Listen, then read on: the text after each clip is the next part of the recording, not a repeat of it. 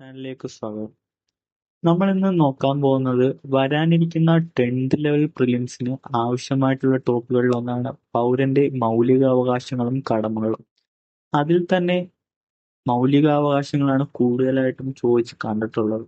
അപ്പം 2021 മുതൽ PSC ചോദിച്ചിട്ടുള്ള പ്രീവിയസ് ക്വസ്റ്റ്യന്റെ ഒരു വീഡിയോ ആണ് ഇന്ന് ചെയ്യാൻ പോകുന്നത്. അപ്പം ആദ്യം തന്നെ നമുക്ക് മുൻ രാഷ്ട്രപതിയായിട്ടുള്ള APJ അബ്ദുൽ കലാമിന്റെ ഒരു കോട്ട് കൊണ്ട് തുടങ്ങാം. സ്വപ്നം കാണുക, അതിനുവേണ്ടി പരിശ്രമിക്കുക. അപ്പോൾ നമുക്ക് എല്ലാവർക്കും ആവശ്യമുള്ള ഒന്നാണ് ഒരു സർക്കാർ ജോലി. അപ്പോൾ നമുക്ക് അതിനു വേണ്ടി പ്രയത്നിക്കാം, എഫേർട്ട് ഇടണം. നമ്മുടെ കയ്യിൽ നിന്ന് എഫേർട്ട് ഇട്ടാൽ മാത്രമേ നമുക്ക് അത് കിട്ടുള്ളൂ. അപ്പം നമുക്ക് വീഡിയോയിലേക്ക് കിടക്കാം. ആദ്യത്തെ ക്വസ്റ്റ്യൻ ആണ്, ഇന്ത്യൻ ഭരണഘടനയുടെ 3-ാം ഭാഗത്തിൽ പ്രതിപാദിച്ചിരിക്കുന്നത്. ഇന്ത്യൻ ഭരണഘടന 3-ാം ഭാഗത്തിൽ പ്രതിപാദിച്ചിരിക്കുന്ന ഓപ്ഷൻ പറയുന്നതാണ് മൗലികാവകാശങ്ങൾ, ഇന്ത്യയിലെ പ്രദേശങ്ങൾ, പൗരത്വം, നിർദ്ദേശകത്വം. എല്ലാവരും എന്തായാലും 10th പ്രിലിംസിന് വേണ്ടി പഠിച്ചിട്ടുണ്ടാവും. അപ്പോൾ ഇത് റിവിഷൻ ക്ലാസ് ആയിട്ട് കാണുക, അല്ലെങ്കിൽ ക്വസ്റ്റ്യൻ വർക്കൗട്ട് ആയിട്ട് കാണുക. അപ്പോൾ നമുക്ക് എല്ലാവർക്കും അറിയാം, 3-ാം ഭാഗത്തിൽ പറയുന്നത് എന്താണ്? മൗലിക അവകാശങ്ങളാണ്. 2-ാം ഭാഗത്തിൽ പൗരത്വം, 3 മൗലികാവകാശങ്ങൾ, 4 നിർദ്ദേശക തത്വങ്ങൾ, 4A മൗലിക കടമകൾ. അടുത്ത ക്വസ്റ്റ്യൻ ആണ്, മൗലികാവകാശങ്ങൾ ഉൾപ്പെടെ ഭരണഘടനയുടെ ഏത് ഭാഗവും ഭേദഗതി ചെയ്യുവാൻ പാർലമെന്റിന് അധികാരമുണ്ടെന്ന് വ്യവസ്ഥ ചെയ്ത ക്വസ്റ്റ്യൻ ശ്രദ്ധിക്കാം. മൗലികാവകാശങ്ങൾ ഉൾപ്പെടെ ഭരണഘടനയുടെ ഏത് ഭാഗവും ഭേദഗതി ചെയ്യുവാൻ പാർലമെന്റിന് അധികാരമുണ്ടെന്ന് വ്യവസ്ഥ ചെയ്ത ഭേദഗതി ഏതാണ്? 24-ാം ഭേദഗതിയാണ്. 24-ാം ഭേദഗതി. അടുത്ത ക്വസ്റ്റ്യൻ ആണ്, സ്വത്ത് സമ്പാദിക്കാനും സംരക്ഷിക്കാനുമുള്ള മൗലിക അവകാശത്തെ നിയമാവകാശമാക്കി മാറ്റിയ ഭരണഘടനാ ഭേദഗതി. സ്വത്ത് സമ്പാദിക്കാനും സംരക്ഷിക്കാനുള്ള സ്വത്തവകാശം, അതായത് അതൊരു മൗലികാവകാശമായിരുന്നു എന്നാണ്. ഭരണഘടന നിലവിൽ വരുമ്പോൾ അതൊരു മൗലികാവകാശമായിരുന്നു. സ്വത്ത് സമ്പാദനം, സ്വത്തവകാശം. അത് നിയമാവകാശമാക്കി മാറ്റി. അത് ഏത് ഭേദഗതിയിലൂടെയാണ് നിയമാവകാശമാക്കി മാറ്റിയത്? ഉത്തരം വരുന്നത് 44-ാം ഭേദഗതി എന്നാണ്. സ്വത്ത് സമ്പാദനം അതായത് സ്വത്തവകാശം നിയമാവകാശമാക്കി മാറ്റിയ ഭരണഘടനാ ഭേദഗതി ഏതാണ്? 44-ാം ഭേദഗതി. അടുത്ത ക്വസ്റ്റ്യൻ വരുന്നതാണ്, പൊതു നിയമനങ്ങളിൽ അവസര സമത്വം. നിയമനങ്ങളിലുള്ള അവസര സമത്വം ഉറപ്പു നൽകുന്ന ഭരണഘടനാ വകുപ്പ് ഏതാണ്? ഓപ്ഷൻ വരുന്നത് ആർട്ടിക്കിൾ 15, ആർട്ടിക്കിൾ 16, ആർട്ടിക്കിൾ 20, ആർട്ടിക്കിൾ 21. നമുക്കറിയാം, പൊതു നിയമനങ്ങളിലെ അവസര സമത്വം ആർട്ടിക്കിൾ 16-ലാണ്. ഓർത്തു വെക്കുക, പൊതു നിയമനങ്ങളിലെ അവസര സമത്വം അല്ലെങ്കിൽ സംവരണം ഇതൊക്കെ ചോദിച്ചു കഴിഞ്ഞാൽ ആർട്ടിക്കിൾ 16-ലാണ് പറയുന്നത്. അടുത്താണ്, അടിയന്തരാവസ്ഥ കാലത്ത് മൗലികാവകാശങ്ങൾ നിഷേധിക്കപ്പെടുന്നത് ഏത് വകുപ്പ് പ്രകാരമാണ്? അടിയന്തരാവസ്ഥ കാലത്ത് മാത്രമേ മൗലികാവകാശങ്ങൾ നിഷേധിക്കപ്പെടുകയുള്ളൂ. അത് ഏത് വകുപ്പ് പ്രകാരമാണ്? ആർട്ടിക്കിൾ 359 പ്രകാരമാണ്. ഓർത്തിരിക്കുക, ആർട്ടിക്കിൾ 359. ക്വസ്റ്റ്യൻ ചോദിച്ചിട്ടുള്ളതാണ്, പ്രീവിയസ് ക്വസ്റ്റ്യൻ ആണ്. ഇത് കണ്ടു കഴിഞ്ഞാൽ മതി, ഈ വീഡിയോ കണ്ടു കഴിഞ്ഞാൽ മതി, നിങ്ങൾക്ക് മാക്സിമം ആ ഒരു ടോപ്പിക്കിൽ നിന്ന് കിട്ടാവുന്ന മാർക്കെല്ലാം കിട്ടാവുന്നതാണ്. അടുത്ത ക്വസ്റ്റ്യൻ വരുന്നതാണ്, ഇന്ത്യയിൽ മനുഷ്യാവകാശ സംരക്ഷണ നിയമം നിലവിൽ വന്ന വർഷം. മനുഷ്യാവകാശ സംരക്ഷണ നിയമം. ഓപ്ഷൻ വരുന്നത് 1990, 1993, 1994, 1996. ആൻസർ വരുന്നത് 1993. 1993.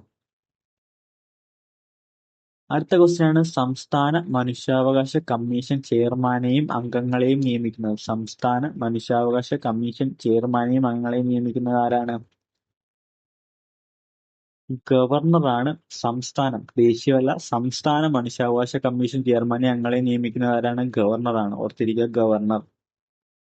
അടുത്ത ക്വസ്റ്റ്യൻ ആണ്, താഴെ പറയുന്നവയിൽ ദേശീയ മനുഷ്യാവകാശ കമ്മീഷനിൽ എക്സ് ഒഫീഷ്യോ മെമ്പർ അല്ലാത്തത് ആരാണ്? മെമ്പർ ആയത് കുറച്ച് പേരുണ്ട്, അവരെ ഓർത്തിരിക്കാൻ നിങ്ങൾ പഠിച്ചിട്ടുണ്ടെന്ന് എനിക്കറിയാം. അപ്പം അതിന് ഈ ഓപ്ഷനിൽ മെമ്പർ അല്ലാത്തത് ആരാണെന്ന് ചോദിച്ചിരിക്കുന്നത്, അതിന്റെ ആൻസർ വരുന്നത് കേന്ദ്ര നിയമകാര്യ വകുപ്പ് മന്ത്രിയാണ്. അദ്ദേഹം ഇതിൽ മനുഷ്യാവകാശ കമ്മീഷനിൽ എക്സ് ഒഫീഷ്യോ മെമ്പർ അല്ല.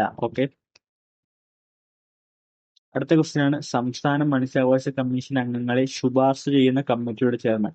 നിയമിക്കുന്നത് നമ്മൾ നേരത്തെ പറഞ്ഞു, ഗവർണറാണ് നിയമിക്കുന്നത്. സംസ്ഥാന മനുഷ്യാവകാശ കമ്മീഷൻ അംഗങ്ങളെ ശുപാർശ ചെയ്യണമല്ലോ. അപ്പൊ ശുപാർശ ചെയ്യുന്ന ഒരു കമ്മിറ്റി ഉണ്ട്. ആ കമ്മിറ്റിയുടെ ചെയർമാനാണ്, ഉത്തരം വരുന്നത് മുഖ്യമന്ത്രിയാണ്. മുഖ്യമന്ത്രിയാണ് ഈ ശുപാർശ ചെയ്യുന്ന കമ്മിറ്റിയുടെ ചെയർമാൻ. ഓക്കെ.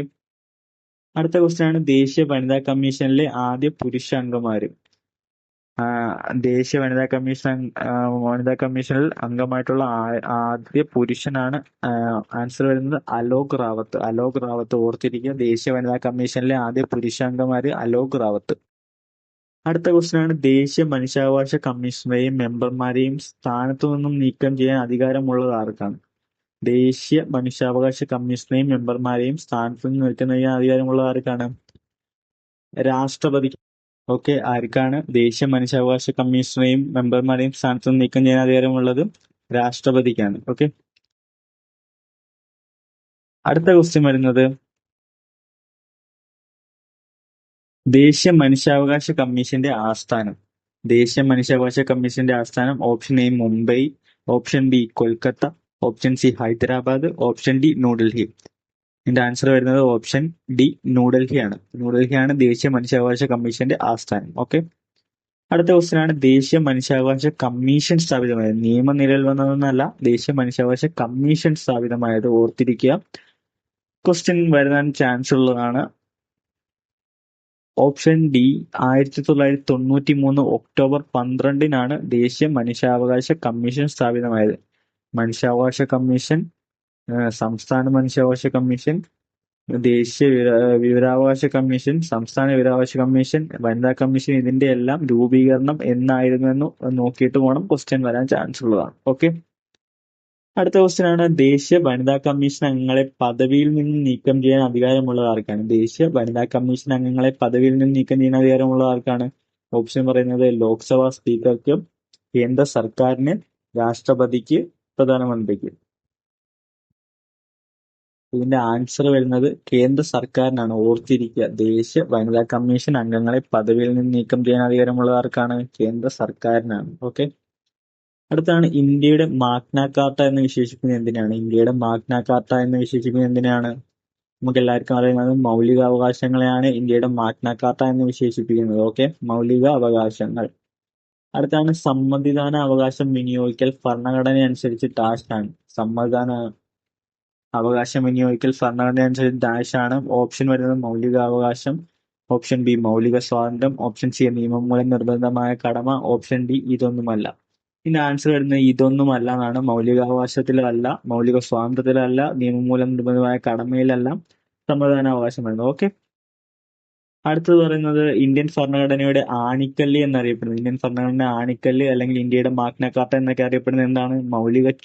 മൗലിക അവകാശങ്ങളെയാണ് ഇന്ത്യൻ ഭരണഘടന ആണിക്കല്ല്, ഇന്ത്യൻ ഭരണഘടന മാഗ്ന കാർട്ട എന്നൊക്കെ പറയുന്നത്. ഓർത്തിരിക്കുക. ഇന്ത്യൻ ഭരണഘടന ആണിക്കല്ല്, മൗലികാവകാശങ്ങൾ.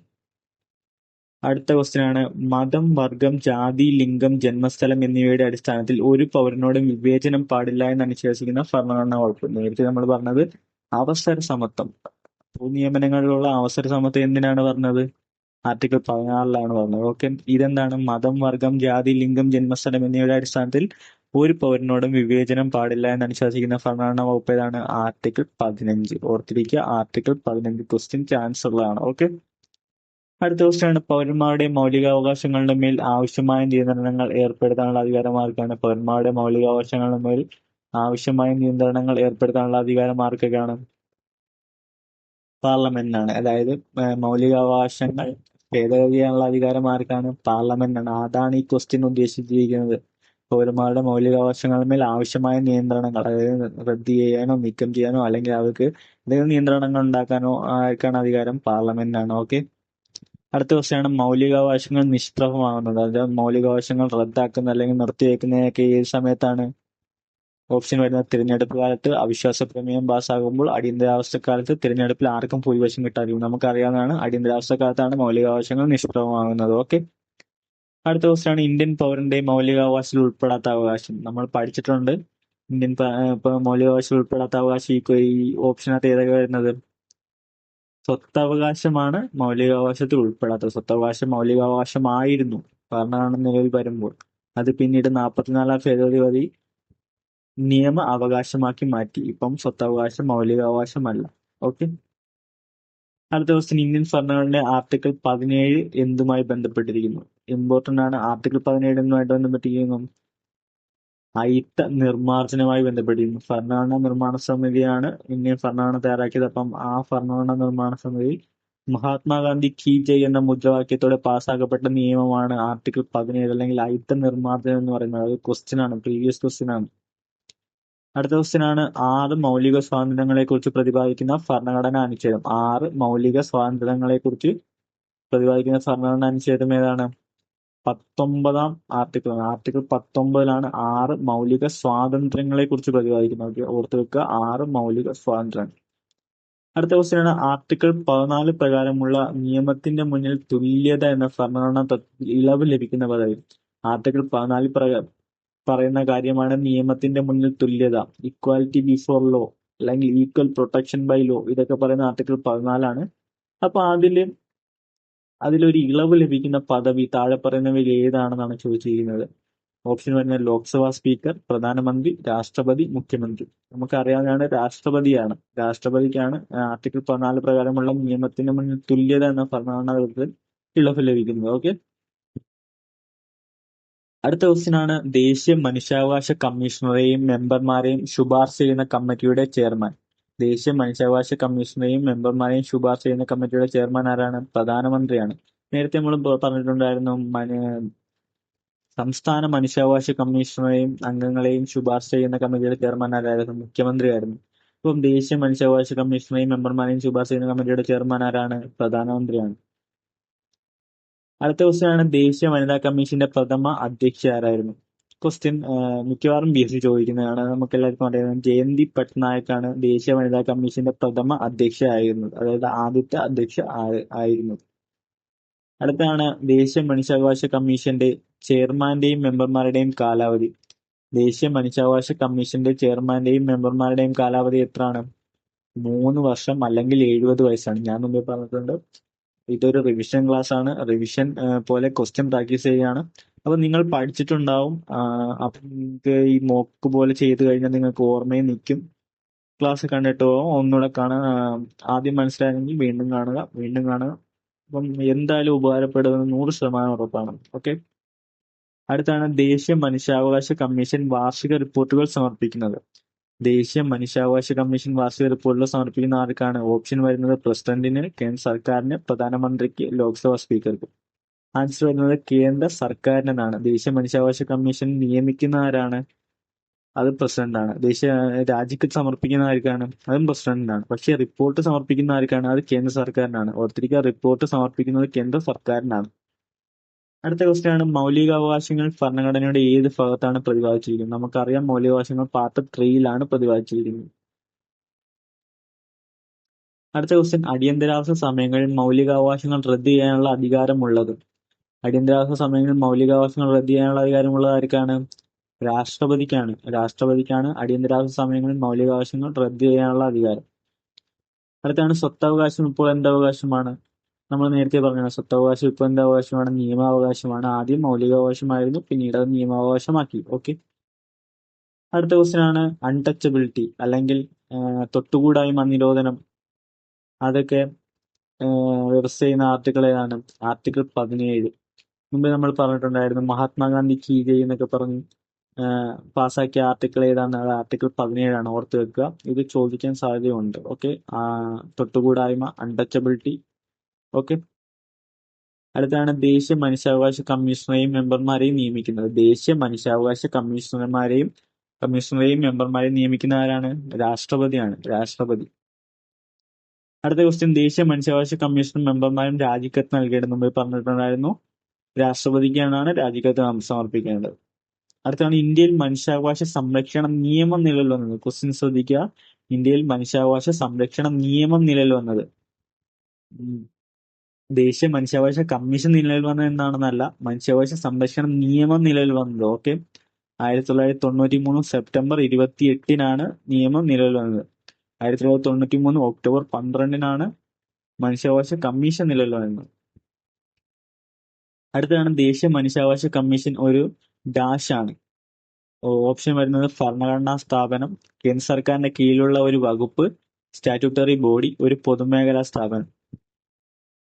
ഇതിന്റെ ആൻസർ വരുന്നത് സ്റ്റാറ്റ്യൂട്ടറി ബോഡിയാണ്. എന്ന് വെച്ചാൽ ഒരു നിയമം മൂലം സ്ഥാപിതമായ സ്ഥാപനങ്ങളെയാണ് ഒരു സ്റ്റാറ്റ്യൂട്ടറി ബോഡി എന്ന് പറയുന്നത്. അപ്പം ദേശീയ മനുഷ്യാവകാശ കമ്മീഷൻ നമ്മൾ നേരത്തെ മുമ്പ് പറഞ്ഞിട്ടുണ്ടായിരുന്നു ഒരു നിയമം മൂലം സ്ഥാപിതമായ സ്ഥാപനമാണ്. അപ്പൊ അതുകൊണ്ട് അതൊരു സ്റ്റാറ്റ്യൂട്ടറി ബോഡിയാണ്.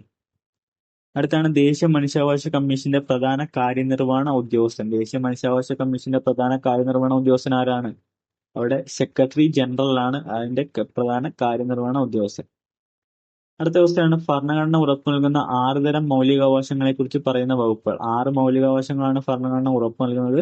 അത് പറയുന്ന ഏത് ആർട്ടിക്കിൾ മുതൽ ഏത് ആർട്ടിക്കിൾ വരെയാണ്? ആർട്ടിക്കിൾ 14 മുതൽ ആർട്ടിക്കിൾ 32 വരെയാണ്. ഓക്കെ, ആർട്ടിക്കിൾ 14 മുതൽ ആർട്ടിക്കിൾ 32 വരെ.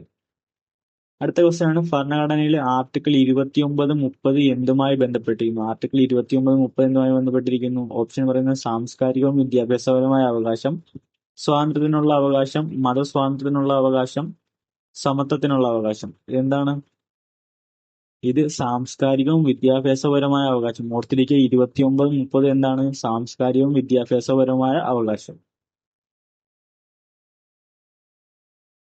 അടുത്ത ക്വസ്റ്റ്യൻ നിയമത്തിന്റെ അനുമതിയോടല്ലാതെ ജീവനും സ്വത്തിനും അപായം സംഭവിക്കാതിരിക്കാനുള്ള അവകാശത്തെക്കുറിച്ച് പ്രതിപാദിക്കുന്ന അനുച്ഛേദം ഏതാണ്?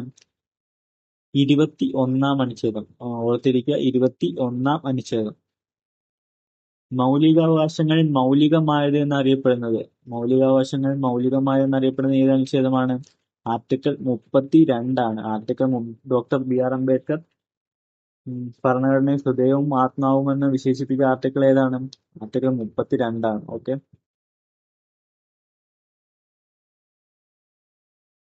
അടുത്താണ് ക്വസ്റ്റ്യൻ വിവരാവകാശ നിയമപ്രകാരം വിവരം ലഭിക്കുന്നതിന് അപേക്ഷ സമർപ്പിക്കേണ്ടത് ആർക്കാണ്? അത് നമുക്കറിയാം, പബ്ലിക് ഇൻഫർമേഷൻ ഓഫീസർക്കോ അസിസ്റ്റന്റ് പബ്ലിക് ഇൻഫർമേഷൻ ഓഫീസർക്കോ ആണ് നമ്മളൊരു വിവരാവകാശ നിയമപ്രകാരം വിവരം ലഭിക്കുന്നതിന് അപേക്ഷ സമർപ്പിക്കേണ്ടത്.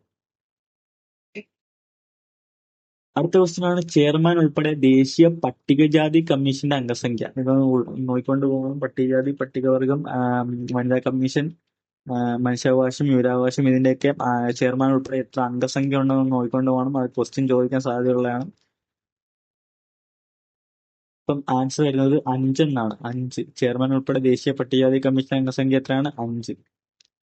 അടുത്താണ് എല്ലാ പൗരന്മാർക്കും ഏത് മതത്തിൽ വിശ്വസിക്കാനും അത് പ്രചരിപ്പിക്കാനുള്ള അവകാശമുണ്ട്. എല്ലാ പൗരന്മാർക്കും ഏത് മതത്തിൽ വിശ്വസിക്കാനും അത് പ്രചരിപ്പിക്കാനുള്ള അവകാശമുണ്ട്. ഈ പ്രസ്താവന ഏത് മൗലികാവകാശവുമായി ബന്ധപ്പെട്ടാണ്?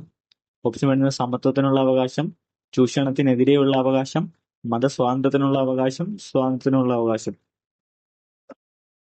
അപ്പൊ നമുക്കറിയാം, ഓപ്ഷൻ കാണുമ്പോൾ തന്നെ അറിയാം, മതസ്വാതന്ത്ര്യത്തിനുള്ള അവകാശമാണ്. ഇന്ത്യൻ ഭരണഘടന മതസ്വാതന്ത്ര്യത്തിനുള്ള അവകാശം നൽകുന്നുണ്ട്. ഓക്കെ, അടുത്ത ക്വസ്റ്റ്യൻ ഭരണഘടനയുടെ ഏത് ഭാഗത്താണ് മൗലിക കർത്തവ്യങ്ങളെ കുറിച്ച് പ്രതിപാദിക്കുന്നത്? അതായത് മൗലിക കർത്തവ്യങ്ങൾ അല്ലെങ്കിൽ മൗലിക കടമകളെ കുറിച്ച് പ്രതിപാദിക്കുന്ന ഏത് ഭാഗമാണെന്ന് ചോദിച്ചാൽ ഭാഗം 4A ആണ്. ഭാഗം 4A ഓർത്തിരിക്കുക, ഭാഗം 4Aയിലാണ് മൗലിക കർത്തവ്യങ്ങൾ അല്ലെങ്കിൽ മൗലിക കടമകളെ കുറിച്ച് പ്രതിപാദിക്കുന്നത്. അടുത്ത ക്വസ്റ്റ്യൻ 6 മുതൽ 14 വയസ്സ് വരെയുള്ള എല്ലാ കുട്ടികൾക്കും വിദ്യാഭ്യാസ അവകാശം മൗലിക അവകാശമായി ഉൾപ്പെടുത്തിയിട്ടുള്ള ഇന്ത്യൻ ഭരണഘടനാ അനുച്ഛേദം. 6 മുതൽ 14 വയസ്സ് വരെയുള്ള എല്ലാ കുട്ടികൾക്കും വിദ്യാഭ്യാസ അവകാശം മൗലികാവകാശമായി ഉൾപ്പെടുത്തിയിട്ടുള്ള ഇന്ത്യൻ ഭരണഘടനാ അനുച്ഛേദം 21A ആണ്. അനുച്ഛേദം 21A ആണ്. ഇത് ഭരണഘടന നിലവിൽ വരുമ്പോൾ ഉണ്ടായിരുന്നില്ല, പിന്നീട് ഭേദഗതി വഴി കൂട്ടിച്ചേർത്താണ്. ഓക്കെ, അടുത്താണ് ഇന്ത്യൻ ഭരണഘടന ഔദ്യോഗികമായി നിലവിൽ വന്നത്. നമുക്ക് എല്ലാവർക്കും അറിയാവുന്നതാണ്, ഇന്ത്യൻ ഭരണഘടന ഔദ്യോഗികമായി നിലവിൽ വന്നത് എന്നാണ്? 1950 ജനുവരി 26-നാണ്. അടുത്ത ക്വസ്റ്റ്യൻ ഡോക്ടർ സച്ചിദാനന്ദ സിൻഹയുടെ അധ്യക്ഷതയിൽ ചേർന്ന ഭരണഘടനാ നിർമ്മാണ സഭയുടെ ആദ്യ സമ്മേളനം നടന്നത്. നമുക്കറിയാം, ഭരണഘടനാ നിർമ്മാണ സമിതിയാണ് ഭരണഘടന എഴുതി തയ്യാറാക്കിയത്. അപ്പം അവരുടെ ആദ്യ സമ്മേളനം നടന്നത് എന്നാണെന്നുള്ള ഡേറ്റ് ഇമ്പോർട്ടന്റ് ആണ്. 1946 ഡിസംബർ 9-നാണ്. 1946 ഡിസംബർ 9-നാണ്. അടുത്താണ് വിദ്യാഭ്യാസ അവകാശ നിയമവുമായി ബന്ധപ്പെട്ട് താഴെ തന്നിരിക്കുന്ന പ്രസ്താവനകൾ ശരിയായതാണ് തിരഞ്ഞെടുക്കേണ്ടത്. എന്തിനെ കുറിച്ചാണ്? വിദ്യാഭ്യാസ അവകാശ നിയമം. ഒന്നാമത്തെ സ്റ്റേറ്റ്മെന്റ് പറയുന്നത് ഭരണഘടനയുടെ അനുച്ഛേദം 21A-യിലാണ് വിദ്യാഭ്യാസ അവകാശം ഉൾപ്പെടുത്തിയിട്ടുള്ളത്. നമ്മൾ നേരത്തെ കണ്ടാണ്, ശരിയാണ്. 6 മുതൽ 14 വയസ്സിലുള്ള കുട്ടികൾക്ക് വിദ്യാഭ്യാസം സൗജന്യവും നിർബന്ധവുമായി മാറി. അതും ശരിയായിട്ടുള്ള കാര്യമാണ്. എല്ലാ കുട്ടികൾക്കും ഗുണമേന്മയുള്ള പ്രാഥമിക വിദ്യാഭ്യാസം നൽകേണ്ടത് രാഷ്ട്രത്തിന്റെ ഉത്തരവാദിത്തമാണ്. അതും വിദ്യാഭ്യാസ അവകാശ നിയമവുമായി ബന്ധപ്പെട്ട് ശരിയായ പ്രസ്താവനയാണ്. പക്ഷേ ലാസ്റ്റ് സ്റ്റേറ്റ്മെന്റ് നോക്കിയാൽ വിദ്യാഭ്യാസ അവകാശ നിയമം 2009 ഓഗസ്റ്റ് 4-നാണ് നിലവിൽ വന്നത്. ആണോ? അല്ല. വിദ്യാഭ്യാസ അവകാശ നിയമം 2009 ഓഗസ്റ്റ് 4-ന് അല്ല നിലവിൽ വന്നത്. അപ്പം ഏതാണ് ആൻസർ വരുന്നത്? പ്രസ്താവന 1, 2, 3 എന്നുള്ളതാണ് വരുന്നത്. ഓക്കെ. അടുത്ത ക്വസ്റ്റ്യൻ ആണ്, ഇന്ത്യൻ ദേശീയ പതാക തയ്യാറാക്കിയ പിംഗലി വെങ്കയ്യ ജനിച്ചത് ഏത് സംസ്ഥാനത്താണ്? അപ്പൊ ഇതിൽ നിന്ന് നമുക്ക് എന്ത് മനസ്സിലാക്കാം? ഇന്ത്യൻ ദേശീയ പതാക തയ്യാറാക്കിയത് ആരാണ്? പിംഗലി വെങ്കയ്യ. പിംഗലി വെങ്കയ്യ ഓർത്തിരിക്കുക. ക്വസ്റ്റ്യൻ സാധ്യതയുണ്ട്. ഇന്ത്യൻ ദേശീയ പതാക തയ്യാറാക്കിയത് പിംഗലി വെങ്കയ്യ. അദ്ദേഹത്തിന്റെ അദ്ദേഹം ജനിച്ച ഏത് സംസ്ഥാനത്താണെന്ന് ചോദിച്ചാൽ ഏതാണ്? ആന്ധ്രാപ്രദേശിലാണ്. ആന്ധ്രാപ്രദേശിലാണ് പിംഗലി വെങ്കയ്യ ജനിച്ചത്. ഓക്കെ.